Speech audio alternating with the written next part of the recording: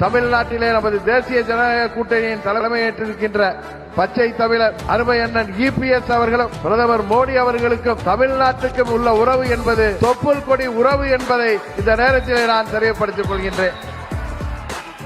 தமிழ்நாட்டிலே இருக்கின்ற இந்த மக்கள் விரோத, மக்களை ஏமாற்றுகின்ற இந்த தீய சக்தி, இந்த ஊழல் ஆட்சி, திமுக ஆட்சியை முடிவுக்கு கொண்டு வந்து மீண்டும் அம்மா அவர்களின் ஆட்சியை உருவாக்க வேண்டும் என்று பணிவன்போடு கேட்டு,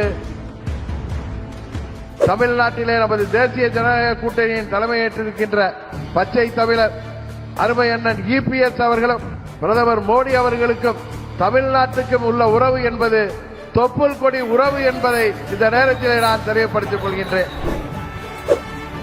தமிழ் மாநில காங்கிரஸ் கட்சியின் தலைவர் அருமை சகோதரர் ஜி.கே. வாசன் அவர்களும் இங்கே மற்றும் நமது தேசிய ஜனநாயக கூட்டணியைச் சேர்ந்த அனைத்து தலைவர்களும் இங்கே வருகை புரிந்திருக்கின்றார்கள்.